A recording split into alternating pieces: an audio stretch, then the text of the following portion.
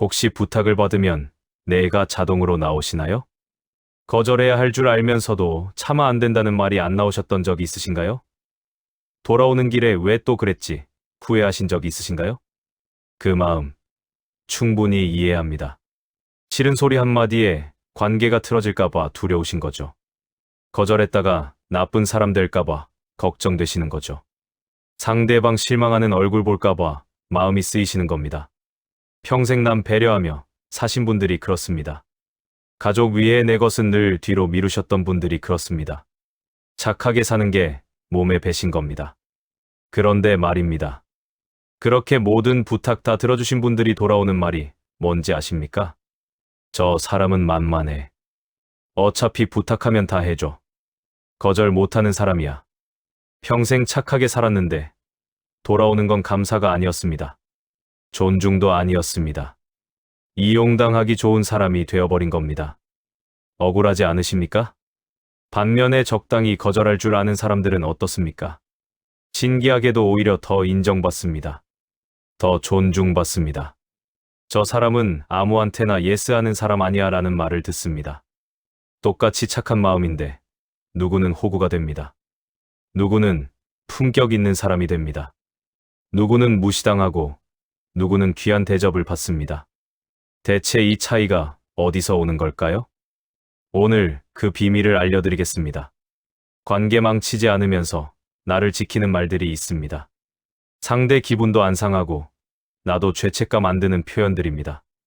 심리학자들이 연구하고 철학자들이 찾아낸 문장들입니다. 이 말들만 연습하시면 달라집니다. 더 이상 속으로 삭히지 않으셔도 됩니다. 밤에 혼자 분해하지 않으셔도 됩니다. 예순이 넘어도 일흔이 넘어도 당당하고 따뜻한 어른으로 사실 수 있습니다. 지금부터 그 문장들을 알려드리겠습니다. 황금 라디오를 찾아주셔서 감사합니다. 구독과 좋아요를 눌러주시면 좋은 영상을 빠르게 받아보실 수 있습니다. 65세 박 여사님 이야기입니다. 박 여사님은 동창 모임에 꼬박꼬박 나가십니다. 40년 넘게 알고 지낸 친구들입니다. 서로 기대기도 하고 좋은 일 있으면 같이 기뻐하는 사이입니다. 그런데 그날은 좀 달랐습니다. 모임에서 한 친구가 갑자기 말했습니다. 야, 너 이번에 우리 손주 돌잔치 사회 좀 봐라. 너 원래 말 잘하잖아. 박 여사님은 순간 당황했습니다. 사실 그날 병원 예약이 있었거든요. 한 달 전에 잡아둔 검진이었습니다. 그런데 입에서 나온 말은 이랬습니다. 응, 알았어. 친구 얼굴을 보니까 거절이 안 됐습니다. 오랜 친구 부탁인데 안 들어주면 섭섭해할 것 같았습니다. 나쁜 사람 되기 싫었습니다. 집에 와서 박 여사님은 한숨을 쉬었습니다. 또 그랬네. 왜 나는 맨날 이럴까? 병원은 다시 예약해야 했습니다. 한 달을 더 기다려야 했습니다. 이런 경험 혹시 있으신가요? 왜 우리는 즉석에서 거절을 못할까요? 이건 의지 문제가 아닙니다. 뇌의 문제입니다. 미국 컬럼비아 대학교 연구팀이 흥미로운 실험을 했습니다. 사람들에게 갑자기 부탁을 하고 내 반응을 살폈습니다. 결과가 놀라웠습니다. 즉각적인 대답을 요구받는 순간 뇌에서 거절 회피 반응이 일어났습니다. 쉽게 말하면 이렇습니다. 상대방 기대를 저버리는 것을 뇌가 고통으로 인식합니다. 진짜 아픈 것처럼 느낍니다. 그래서 그 고통을 피하려고 자동으로 내가 나오는 겁니다. 생각할 틈이 없으니까요. 판단할 여유가 없으니까요. 그냥 반사적으로 수락해버립니다. 연구팀은 해결책도 찾았습니다. 잠깐의 시간만 있으면 거절 회피 반응이 줄어든다는 겁니다. 단 몇 초만 벌어도 뇌가 제대로 판단할 수 있습니다. 여기서 핵심이 나옵니다. 생각해 볼게요. 이 한마디가 마법입니다. 이 말은 거절이 아닙니다. 수락도 아닙니다. 그냥 시간을 버는 말입니다. 이 한마디면 자동으로 튀어나오는 뇌를 막을 수 있습니다. 그리고 집에 와서 천천히 생각하면 됩니다. 내 상황이 어떤지 살펴보면 됩니다. 할 수 있으면 하면 됩니다. 못하면 정중히 거절하면 됩니다. 생각해봤는데 그날은 내가 어려울 것 같아. 미안해. 이렇게 말하면 상대방도 이해합니다. 즉석에서 안 돼라고 하는 것보다 훨씬 부드럽습니다. 충분히 고민한 티가 나니까요. 프랑스 철학자 장 폴 사르트르는 이런 말을 했습니다. 인간은 선택하지 않을 자유도 가지고 있다. 즉각적인 반응은 선택이 아니다. 그건 그냥 반사일 뿐이다. 내가 진짜 원해서 내라고 한 게 아니라면 그건 선택이 아닙니다. 그냥 습관입니다. 진짜 선택은 생각한 뒤에 하는 겁니다. 혹시 이 말이 불친절하게 느껴지시나요? 전혀 그렇지 않습니다. 생각해 볼게요는 오히려 예의 있는 말입니다. 당신의 부탁을 진지하게 고려하겠다는 뜻이니까요. 상대방도 그걸 압니다. 성의 없이 응응 하는 사람보다 진지하게 고민해주는 사람이 더 고맙습니다. 오늘부터 연습해 보세요. 누가 부탁하면 바로 대답하지 마세요. 그래. 생각해 볼게. 이 한마디만 하세요. 그러면 후회할 내가 확 줄어듭니다. 내 인생의 주도권을 되찾는 첫 번째 말입니다. 회원들 사이에서 며느리 험담이 시작됐습니다. 요즘 젊은 것들은 버릇이 없어. 그러게. 우리 며느리도 명절에 안 온다니까. 시어머니를 뭘로 아는 거야? 다들 고개를 끄덕였습니다. 분위기가 흘러갔습니다. 김 선생님은 속으로 좀 달랐습니다. 본인 며느리는 참 잘하거든요. 바쁜데도 자주 전화하고 손주 데리고 놀러도 옵니다. 고마운 며느리입니다. 그런데 말이 안 나왔습니다. 다들 그렇게 말하는데 혼자 다른 소리 하기가 어려웠습니다. 분위기 깨는 것 같았습니다. 괜히 튀는 것 같았습니다. 그래서 그냥 고개만 끄덕였습니다. 집에 와서 며느리 얼굴을 보니 왠지 미안했습니다. 내가 왜 가만히 있었을까? 이런 경험 있으신가요? 다 같이 한 방향으로 말하는데 나만 생각이 다를 때 있습니다. 그런데 차마 말을 못합니다. 혼자 튀는 게 무섭습니다. 이건 자연스러운 겁니다. 인간의 본능이거든요. 유명한 심리학 실험이 있습니다. 1950년대에 솔로몬 애쉬라는 학자가 했습니다. 실험은 간단했습니다. 사람들에게 선 3개를 보여주고 어떤 선이 가장 긴지 물었습니다. 답은 누가 봐도 뻔했습니다. 그런데 실험 참가자 주변에 가짜 참가자들을 심어뒀습니다. 이 가짜 참가자들이 일부러 틀린 답을 말했습니다. 결과가 놀라웠습니다. 진짜 참가자의 75%가 틀린 줄 알면서도 따라서 틀린 답을 말했습니다. 왜 그랬을까요? 혼자 다른 말을 하면 왕따가 될 것 같았기 때문입니다. 무리해서 튀는 게 무서웠기 때문입니다. 틀린 줄 알면서도 그냥 다수를 따랐습니다. 우리도 마찬가지입니다. 모임에서 다 같이 한 방향으로 말하면 나도 모르게 따라갑니다. 내 생각은 다른데 그냥 고개를 끄덕입니다. 속으로만 아닌데 하면서요. 여기서 필요한 말이 있습니다. 나는 조금 다르게 생각해. 이 말이 왜 좋은지 아십니까? 이 말은 상대방을 부정하지 않습니다. 내 말이 틀렸어가 아닙니다. 나는 다르다는 겁니다. 반박이 아니라 의견 표명입니다. 글쎄, 나는 조금 다르게 생각하는데 우리 며느리는 잘하거든. 이렇게 말하면 분위기가 깨질까요? 아닙니다. 오히려 대화가 풍성해집니다. 아, 그래? 너희 며느리는 어떤데? 하고 물어봅니다. 싸움이 아니라 대화가 됩니다. 독일 철학자 임마누엘 칸트는 이런 말을 했습니다. 내 자신의 이성을 사용할 용기를 가져라.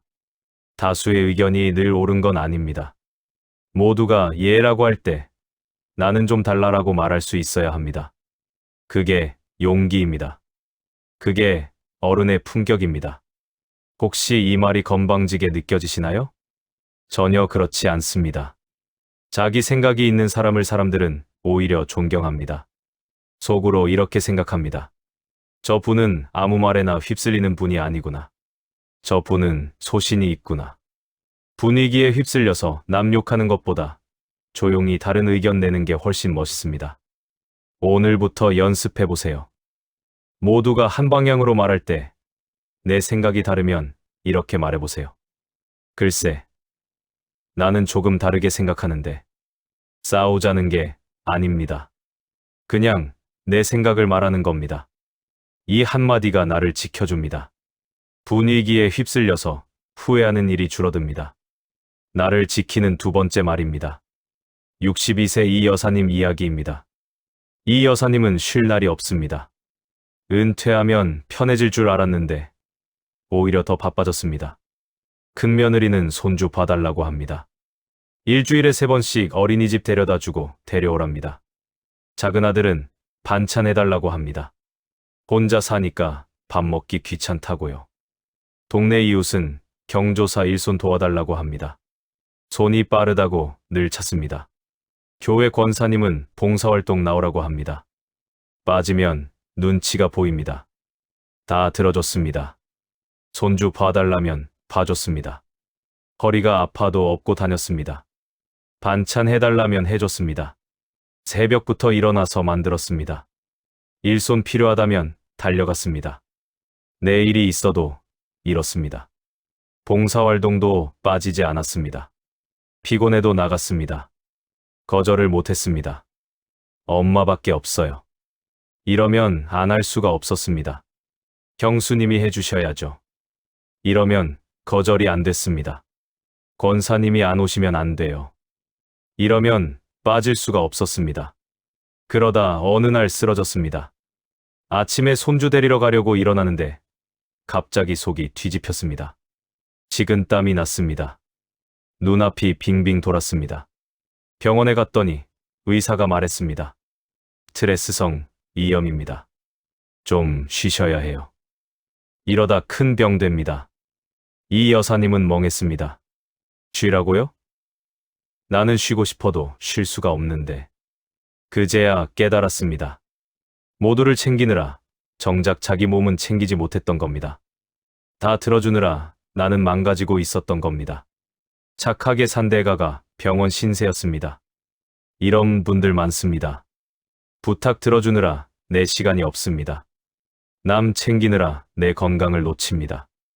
약속 지키느라 병원도 못 갑니다. 착하게 살았는데 결국 아픈 건 나입니다. 왜 이렇게 되는 걸까요? 미국 플로리다 주립대학교의 로이 바우마이스터라는 심리학자가 있습니다. 이 학자가 유명한 연구를 했습니다. 자, 고갈이라는 이론입니다. 쉽게 말하면 이렇습니다. 인간의 에너지는 무한하지 않습니다. 배터리와 같습니다. 쓰면 줄어듭니다. 충전하지 않으면 바닥납니다. 남을 위해 에너지를 계속 쓰면 어떻게 될까요? 결국 바닥납니다. 그때 가장 먼저 무너지는 게 건강입니다. 몸이 먼저 신호를 보냅니다. 연구 결과가 놀라웠습니다. 거절을 못하는 사람들이 그렇지 않은 사람들보다 만성 피로 확률이 2배 높았습니다. 우울증 확률도 1.5배 높았습니다. 위장 질환도 더 많았습니다. 착하게 살았는데 몸이 망가집니다. 다 들어줬는데 마음이 병듭니다. 이게 현실입니다. 여기서 필요한 말이 있습니다. 지금은 어려울 것 같아요. 이 말이 왜 좋은지 아십니까? 이 말은 싫다가 아닙니다. 지금은 안 된다입니다. 영원한 거절이 아닙니다. 상황의 거절입니다. 지금은 어려울 것 같아. 다음에는 내가 도울게. 이렇게 말하면 상대방도 이해합니다. 완전히 거절당한 게 아니니까요. 다음에는 해줄 수도 있다는 여지가 있으니까요. 섭섭함이 덜합니다. 부드럽습니다. 그런데 확실합니다. 중국 철학자 노자는 도덕경에서 이렇게 말했습니다. 자기 자신을 아끼는 사람이 천하를 맡을 수 있다. 무슨 뜻일까요? 나를 먼저 챙겨야 남도 챙길 수 있다는 겁니다. 내가 건강해야 가족도 돌볼 수 있습니다. 내가 쓰러지면 아무것도 못합니다. 손주도 못 봅니다. 반찬도 못합니다. 봉사도 못합니다. 나를 위한 거절이 결국 모두를 위한 선택입니다. 혹시 이 말이 이기적으로 느껴지시나요? 전혀 그렇지 않습니다. 비행기 안전 안내를 생각해 보세요. 산소 마스크가 내려오면 어떻게 하라고 합니까? 내 것부터 먼저 쓰라고 합니다. 왜요? 내가 먼저 숨을 쉬어야 옆 사람도 도울 수 있으니까요. 내가 쓰러지면 아무도 못 돕습니다. 인생도 마찬가지입니다. 내가 먼저 괜찮아야 합니다. 내 컵에 물이 있어야 남에게도 따라줄 수 있습니다. 빈 컵으로는 아무것도 줄 수 없습니다. 무조건 다 들어주는 게 착한 게 아닙니다. 나를 지키면서 돕는 게 진짜 착한 겁니다. 오늘부터 연습해 보세요. 부탁이 밀려올 때 내 상황부터 살펴보세요. 정말 할 수 있는 일인지 생각해 보세요. 내 몸은 괜찮은지 느껴보세요. 어려우면 이렇게 말하세요. 미안한데 지금은 어려울 것 같아. 죄책감 느끼실 필요 없습니다. 이건 이기적인 게 아닙니다. 나를 지키는 겁니다. 내 몸이 보내는 신호를 무시하지 마세요. 다 들어주다 쓰러지면 그때는 아무도 도울 수 없습니다. 병원 침대에서 후회해봐야 소용없습니다. 나를 지키는 세 번째 말입니다. 68세 정 할아버지 이야기입니다. 정 할아버지는 평생 성실하게 사셨습니다. 40년 넘게 한 직장에서 일했습니다. 은퇴할 때 퇴직금도 꽤 받았습니다. 아껴서 모은 돈도 있었습니다. 노후 걱정 없이 살 수 있을 만큼요. 그런데 은퇴 후에도 쉴 날이 없었습니다. 동생이 찾아왔습니다. 사업을 한다고 했습니다. 형, 보증 좀 서줘. 형 아니면 믿을 사람이 없어. 정 할아버지는 고민했습니다. 보증은 무섭다는 거 알고 있었습니다. 그래도 동생이었습니다. 피를 나눈 동생이었습니다. 어릴 때부터 챙겨줬던 막내였습니다. 결국 도장을 찍었습니다. 며칠 뒤 조카가 찾아왔습니다. 큰아버지, 저 취업이 안 돼요. 아버지 친구분 회사에 좀 부탁해 주세요. 정 할아버지는 난감했습니다. 그 친구와는 오래전에 멀어졌거든요. 연락하기가 껄끄러웠습니다. 그래도 조카였습니다. 불쌍했습니다. 결국 전화를 했습니다. 오랜만에 연락해서 부탁하려니 창피했습니다. 또 며칠 뒤 옛 후배가 찾아왔습니다. 선배님, 급하게 돈이 필요합니다. 한 달만 빌려주세요. 정 할아버지는 망설였습니다. 빌려주면 안 될 것 같았습니다. 그래도 후배였습니다. 어려울 때 외면하기가 힘들었습니다. 결국 돈을 빌려줬습니다. 그렇게 1년이 지났습니다. 어느 날 전화가 왔습니다. 동생 회사가 부도났다는 겁니다. 보증선 정 할아버지에게 빚이 넘어왔습니다. 후배는 연락이 끊겼습니다. 전화해도 안 받았습니다. 나중에 보니 번호를 바꿨더군요. 조카 취업은 됐는데 고맙다는 말 한마디 없었습니다. 정 할아버지는 빚더미에 앉았습니다. 평생 모은 돈이 날아갔습니다. 노후가 무너졌습니다. 동생이 찾아와서 말했습니다. 형, 미안해. 근데 나도 어쩔 수 없었어. 그 말을 듣는 순간 깨달았습니다. 내가 경계를 안 지키니까 남들도 내 경계를 안 지킨 거구나. 다 들어줬습니다. 다 해줬습니다. 그런데 돌아온 건 배신과 무관심이었습니다. 이런 이야기 주변에서 들어보셨을 겁니다. 보증 섰다가 집 날린 분, 돈 빌려줬다가 관계 끊긴 분, 부탁 들어줬다가 이용만 당한 분. 착하게 살았는데 결과는 비참했습니다. 왜 이렇게 되는 걸까요? 심리학에서는 이걸 경계 설정이라고 부릅니다. 영어로는 바운더리라고 합니다. 미국 심리학자 헨리 클라우드 박사가 연구했습니다. 이 학자가 수천 명을 조사했습니다. 결과가 명확했습니다. 경계가 없는 사람은 계속 침범당합니다. 한 번 들어주면 또 부탁합니다. 또 들어주면 더 큰 부탁을 합니다. 끝이 없습니다. 그리고 이런 사람들은 우울증과 분노가 많았습니다. 왜냐하면 속으로는 억울하거든요. 화가 나거든요. 그런데 표현을 못하니까 속으로 쌓입니다. 반대로 건강한 경계를 세운 사람들은 달랐습니다. 관계 만족도가 40% 이상 높았습니다. 오히려 더 좋은 관계를 유지했습니다. 왜 그럴까요? 경계가 있으면 존중이 생깁니다. 이 사람은 아무거나 다 해주는 사람이 아니구나. 이렇게 인식됩니다. 그러면 함부로 대하지 않습니다. 여기서 필요한 말이 있습니다. 그건 내가 할 일이 아닌 것 같아. 이 말이 차갑게 들릴 수 있습니다. 하지만 사실 가장 정직한 말입니다. 할 수 없는 일을 할 수 있다고 하는 것, 그게 오히려 거짓말입니다. 내 능력 밖의 일을 떠안는 것, 그게 오히려 무책임입니다. 미안한데, 그건 내가 해줄 수 있는 일이 아닌 것 같아. 이렇게 말하면 나도 지키고 상대방도 헛된 기대를 안 합니다. 로마의 철학자 마르쿠스 아우렐리우스는 이렇게 말했습니다. 내가 통제할 수 없는 일에 에너지를 쏟지 마라. 내 영역이 아닌 곳에서 책임을 지려 하지 마라. 모든 부탁을 들어주는 건 겸손이 아닙니다. 그건 오히려 교만입니다. 내가 다 해결할 수 있다는 착각입니다. 혹시 이 말이 냉정하게 느껴지시나요? 아닙니다. 이게 진짜 따뜻한 겁니다. 내가 할 수 없는 일에 할게라고 하면 결국 둘 다 불행해집니다. 나는 무너지고 상대방은 실망합니다. 처음부터 솔직하게 말하는 게 서로를 위하는 겁니다. 오늘부터 연습해 보세요. 부탁을 받으면 먼저 생각해 보세요. 이게 정말 내가 할 일인가? 내 능력 안에 있는 일인가? 내 책임 범위 안에 있는 일인가? 아니라면 이렇게 말하세요.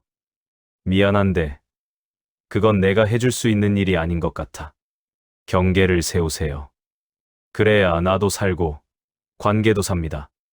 나를 지키는 네 번째 말입니다. 네 가지 말을 알려드렸습니다.